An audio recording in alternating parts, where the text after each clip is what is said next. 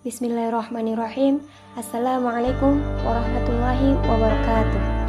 Perkenalkan, nama saya Felty Rofia dengan NIM 21140200. Di sini saya akan menerangkan atau menjelaskan mengenai mata kuliah saya, yaitu Qawaid Asasiyah, dengan dosen pengampu Ustazah Meliza Budiarti MA. Baik, dimulai dari materi yang pertama, yaitu mengenai tentang isim, fiil, huruf, dan tanda masing-masingnya. Isim. Di dalam kitab Jami'ud Durus, isim itu merupakan kata yang menunjukkan makna tersendiri dan tidak dikaitkan dengan zaman, baik itu zaman pada masa lalu, masa sekarang, dan masa yang akan datang. Kemudian fiil. Fiil ini merupakan kata yang menunjukkan makna mandiri dan disertai dengan zaman, baik zaman masa lalu, sekarang, dan yang akan datang. Kemudian huruf. Nah, di sini huruf adalah kata yang menunjukkan makna apabila digabungkan dengan kata lain seperti huruf jar, nasab, ataupun jajar. Adapun pembagiannya dari masing-masing isim, fiil, dan huruf ini. Pembagian isim terdapat dua, yaitu seperti yang biasa kita dengar, mu'rab dan mabni. Nah, mu'rab ini merupakan isim yang terjadi perubahan harkat akhirnya karena perbedaan amil yang memasukinya. Contohnya seperti ja'a zaidun.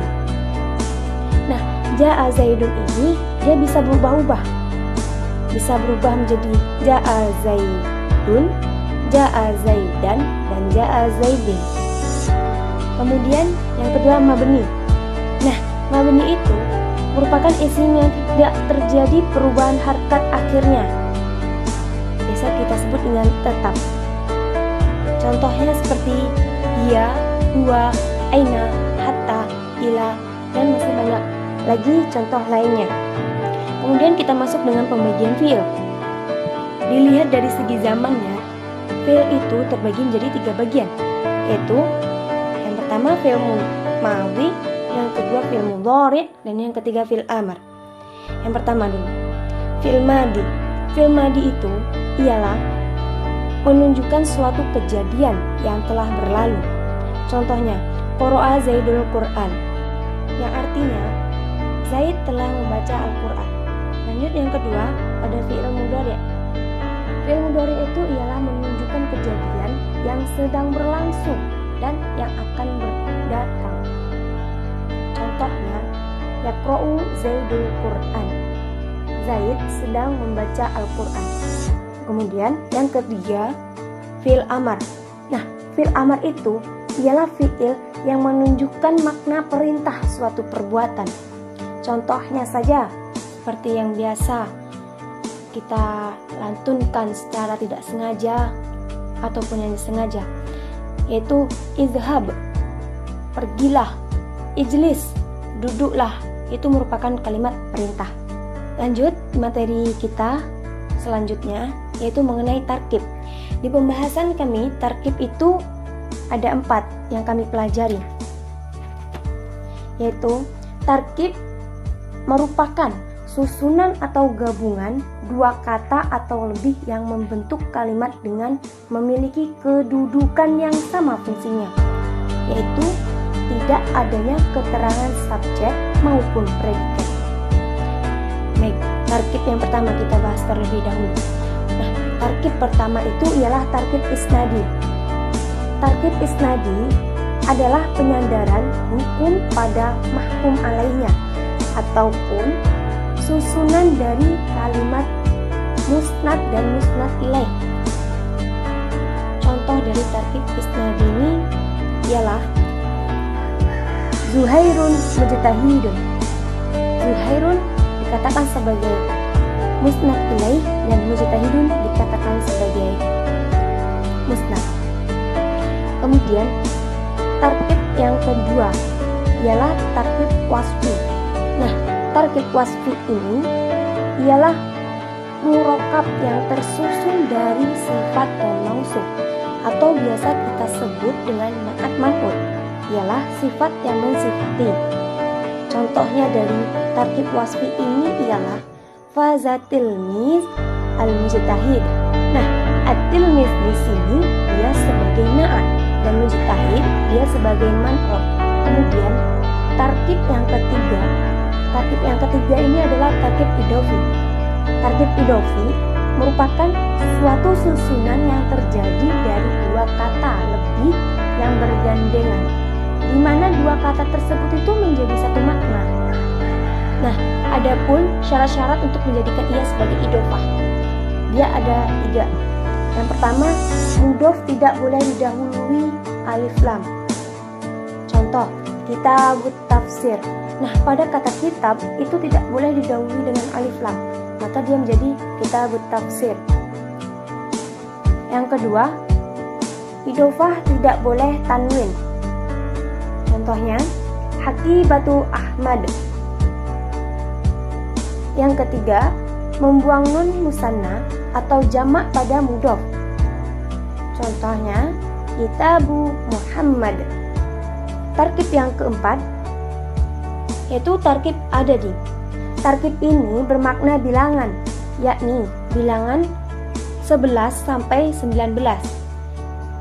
Seluruh bilangan urutan di atas harus dibaca mabni fathah, yaitu tetapnya fathah, baik dalam posisi ia rofa, nasab ataupun jar, kecuali urutan 11, 12 untuk laki-laki keduanya mabni sukun. Contoh dari tarkib adadi ini ialah ja'a ahada asyara rajulan. Selanjutnya kita membahas tentang alamatul raf'i, yaitu biasa kita sebut dengan tanda-tanda rofa.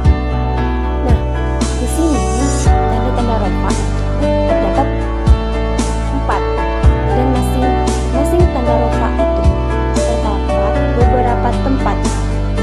Mari kita bahas terlebih dahulu poin 1, domah. Domah ini memiliki 4 tempat, ialah isim mufrad, jamak taksir, jamak muannats salim, dan fi'il mudhari. Jadi, contoh dari isim mufrad itu seperti qara'a Muhammadul Quran. Yang dimaksud seperti isim mufrad pada contoh tersebut adalah qara'a. Qara'a itu merupakan isim mufrad. Jamak taksir. Nah, yang ini jamak taksir, baik yang menerima tanwin maupun yang tidak menerima tanwin. Contohnya, al-kitabu maudi'ul ulum. Nah, di sini yang menjadikan dia jamak taksir ialah al-kutub. Dia merupakan jamak taksir. Yang C yaitu jamak muannats salim. Nah, jamak muannats salim ini ada satu contoh yang saya contohkan, yaitu al-muslimatu tholibatul ilmi. Nah, yang menjadikan jamak muannats salim ialah terdapat alif dan ta pada kata al-muslimat dan tholibat. Kemudian yang D, fi'il mudhari. Nah, fi'il yang mudhari ini ialah yang pada huruf akhirnya itu tidak bertemu dengan alif lam tasniyah. Contohnya, yaf'alu menjadi yaf'alani. Yang kedua, tanda rofa yang kedua ialah waw. Nah, waw ini memiliki 2 tempat, yaitu jamak muzakkar salim. Contoh dari jamak muzakkar salim itu contohnya ja'az zaiduna.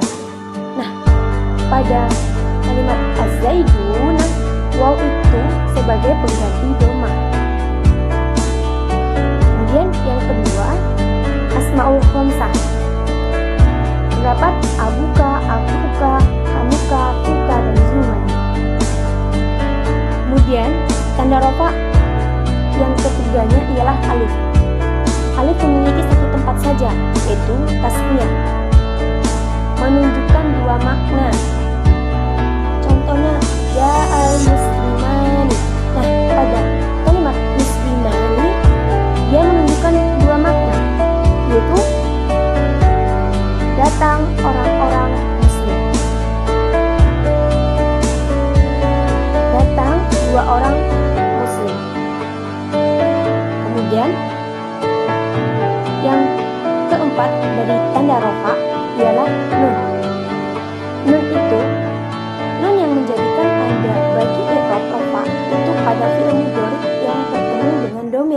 Nah, contohnya saja seperti yaf'alani, taf'alani, yaf'aluna, taf'aluna, dan taf'alina. Di sini kita bahas juga tentang tanda-tanda nasab, alamatul nasbi. Di tanda-tanda nasab ini memiliki 5 tanda. Di berbagai tanda ini juga memiliki tempat-tempatnya. Nah, tanda yang pertama bagi nasab itu ialah tanda fathah.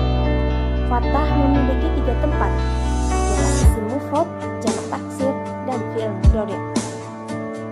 Contoh isim mufrad di sini ialah wattaqullah. Nah, di sini yang menjadikan dia isim mufrad ialah wattaqu. Kemudian jamak taksir. Contohnya wa'adakumullahu maghanima. Di sini yang merupakan jamak taksir itu ialah maghanima. Kemudian yang ketiga fi'il mudhari'. Yang kedua tanda dari nasab ialah alif. Alif di sini memiliki 1 tempat ternyata, yaitu asmaul sittah ataupun asmaul khamsah yang biasa kita ketahui. Ialah contoh hurufnya abun, akhun, hamun, famun, zu, dan hamun. Kemudian yang ketiga ini dari tanda nasab memiliki 1 tempat juga, ialah jamak muannats salim. Contohnya khalaqallahu samawati. Di sini yang menjadikan dia jamak muannats salim adalah terdapat alif dan ta pada kalimat as-samawat. Yang keempat, tanda bagi nasab ialah ya, memiliki 2 tempat, yaitu isim kasih. Contohnya Rabbana waj'alna muslimain. Di sini yang menjadikan isim kasih memiliki 2 makna, ialah muslimain. Dapat sebelum disukun baris kata. Yang kedua ialah jamak muzakkar salim. Contohnya munjil mu'minin. Di sini pada kalimat mu'minin, sebelum ya itu ya sukun, dia berbaris kasrah. Jadi perbedaan antara isim tasniyah dengan jamak muzakkar salim di sini dapat saya simpulkan bahwasanya kalau isim tasniyah itu sebelumnya sukun, dia berbaris fathah. Sedangkan jamak muzakkar salim sebelumnya sukun, dia berbaris kasrah. Kemudian tanda yang kelima bagi nasab itu adalah hasbun nun. Hasbun nun itu ternyata terdapat 1 tempat juga, af'alul khamsah. Nah, di sini contoh dari af'alul khamsah kita ambil dari ya'lamani. Jika dia masuk an ya'lamani, maka pada nun ya'lamani ini nunnya dihapuskan menjadi an ya'lama. Langsung ke tanda-tanda khofat. Nah, tanda-tanda khofat ini memiliki 3 tanda. Yang pertama kasroh. Kasroh memiliki 3 tempat. Isim mufrad. Isim mufrad ini contohnya marortu bi zaidin. Kenapa dia menjadi huruf din? Dalnya menjadi din dikarenakan masuklah huruf khofat sebelumnya bi zaidin. Zaidin merupakan isim mufradnya dan ba merupakan khofat, huruf khofat. Kemudian yang kedua jamak taksir. Nah, jamak taksir contohnya marortu bi rijalin. Di sini yang menjadikan dia khofat ialah ba bi rijalin. Rijal ini sebagai jamak taksir. Jadi setelah memasuki huruf khofat jadinya bi rijalin. Yang ketiga jamak muannats salim. Contohnya marortu bi muslimatin. Tanda jamak muannats salimnya seperti yang sudah saya jelaskan sebelumnya tadi ialah muslimat. Nah, alif dan ta.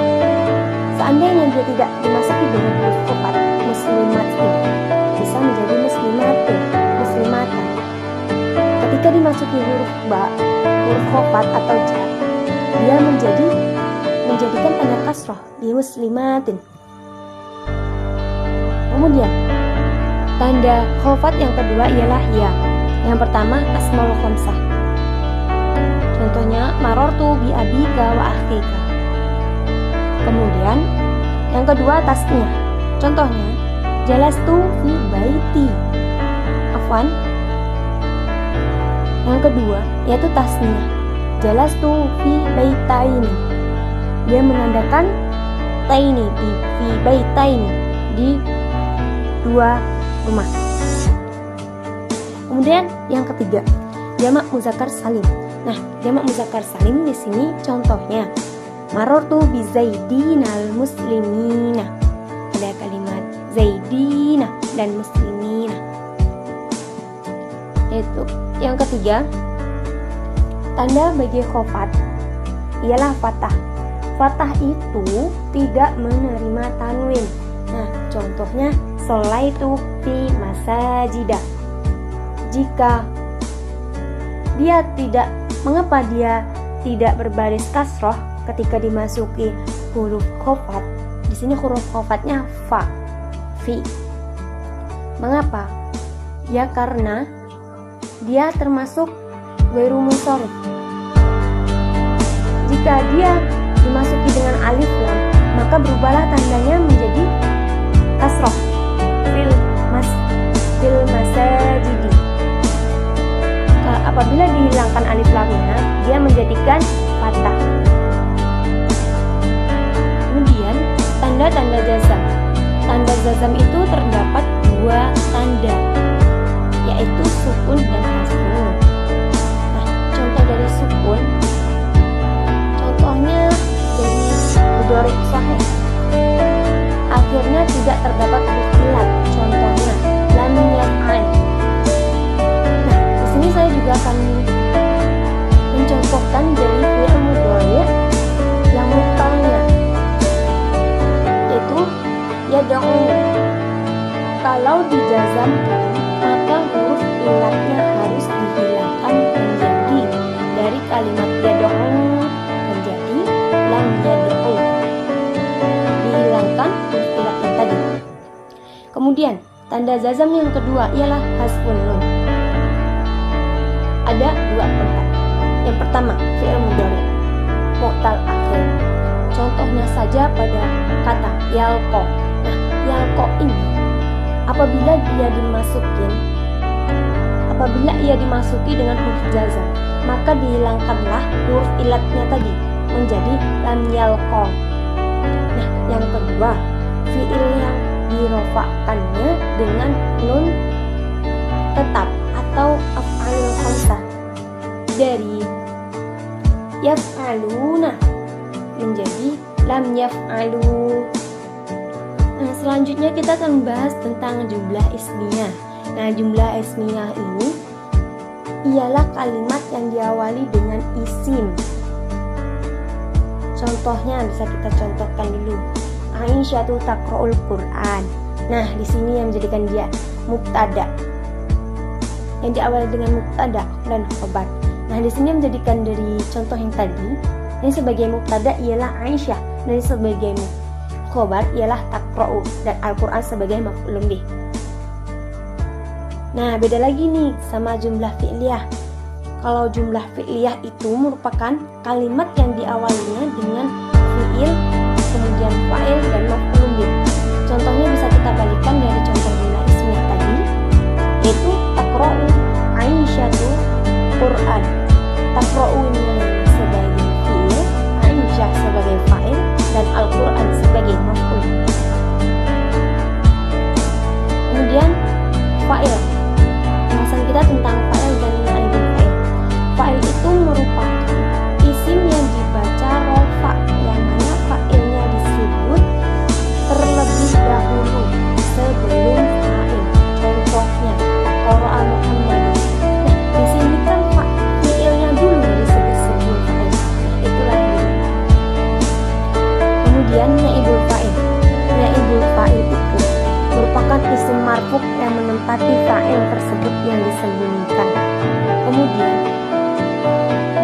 mubtada, khobar, dan isim kana. Nah, banyak nih orang yang sudah tahu mengenai mubtada dan khobar. Jadi, di sini menurut saya, mubtada ialah isim atau kata benda yang berada pada awal kalimat. Sementara khobar ialah isim marfu yang i'rabnya itu tuh dirofa'kan, di mana ia selalu disandarkan pada mubtada tadi. Contohnya seperti Zaidun qaimun. Nah, di sini yang menjadikan dia mubtada ialah Zaidun. Zaidun itu sebagai isim yang berada di awal kalimat dan qaimun itu sebagai khobar karena ia selalu disandarkan lagi kepada mubtada tadi. Mubtada kita yaitu Zaidun. Nah, isim kana. Isim kana. Isim kana itu setiap mubtada yang dimasukkan oleh kana atau salah satunya saudaranya itu. Dan isim kana itu juga lah selalu marfu. Kemudian membahas tentang kada wa akhwatuha. Fi'il-fi'il yang masuk jumlah ismiyah merofakkan mubtada sebagai ismiyah yang menasabkan khobar sebagai khobarnya. Ini terbagi menjadi 3, yaitu fi'il muqarrabah, fi'il roja, dan fi'il syuru'. Kita bahas satu persatu terlebih dahulu, yaitu yang pertama mengenai tentang fi'il muqarrabah. Nah, fi'il muqarrabah itu bermakna dekat atau hampir. Contoh dari fi'il muqarrabah itu ialah kada, karoba, au syakka. Dan bisa kita cari juga contohnya, yaitu kada Zaidun yazhabu, yang artinya Zaid hampir pergi, Zaid tidak pergi, bahkan Zaid akan segera pergi. Nah, dari contoh yang tadi kada Zaidun yazhabu, di sini kada dia sebagai fi'il muqarrabah dan Zaidun itu dia sebagai fa'il. Dia merupakan isim yaitu membuat Zaid menjadi marfu. Nah, masuklah fi'il muqarrabah Zaidun ini dia menjadi rofa karena masuknya fi'il muqarrabah tadi. Dan yazhabu di sini dia sebagai jumlah fi'liyah. Jadi dalam jumlah fi'liyah itu terdapat fi'il mudhari dan fa'il. Mudhari'nya zahaba dan fa'ilnya itu adalah dhamir mustatir, yaitu dhamir dua. Nah, kita bahas lagi nih yang kedua, yaitu tentang fi'il roja. Nah, fi'il roja itu yang bermakna harap atau semoga. Contoh huruf dari fi'il roja ini ada beberapa, yaitu asa, haro, dan aflula. Contohnya asa Zaidun an yakhruja. Asa itu sebagai fi'il roja dan Zaidun itu menjadi marfu karena telah masuknya fi'il roja sebelum Zaid. An yakhruja. Yakhruja ialah menjadi khobar. Khobar jumlah fi'liyah. Di dalam itu terdapat juga fi'il dan fa'il. Dan ja yakhruja, ja ini menjadi fathah.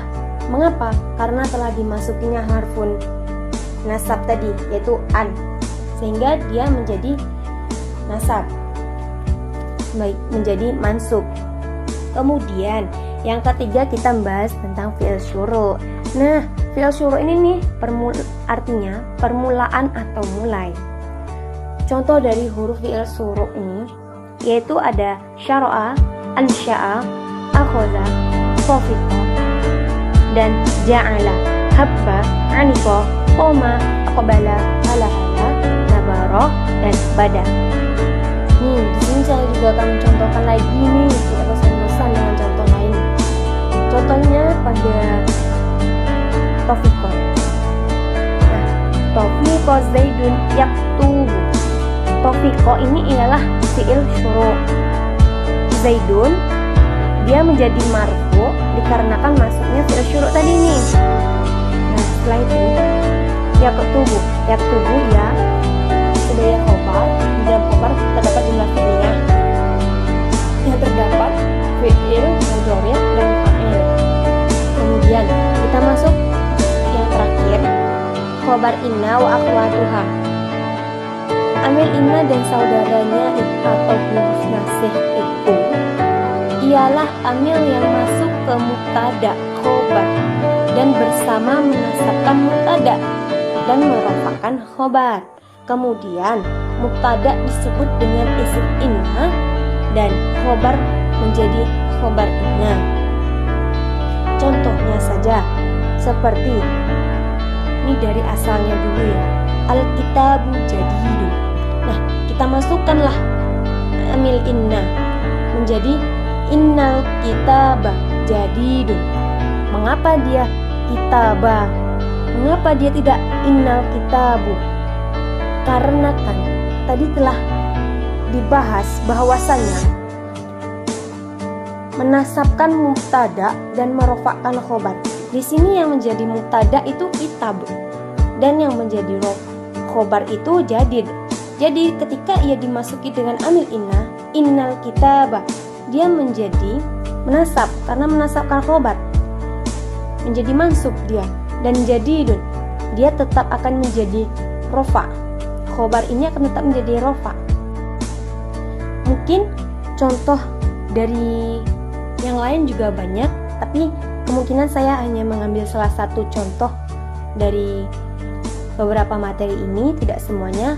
Mungkin kawan-kawan juga bisa melihat atau searching dari guru, dari YouTube, dari Google, dan dari manapun. Mungkin hanya sampai sini penyampaian materi yang saya sampaikan pada mata kuliah Qawaid Asasiyah ini. Saya meminta maaf kepada kawan-kawan sekalian jika ada salah kata dari berbagai kata yang telah saya ucapkan tadi. Untuk perhatiannya, saya ucapkan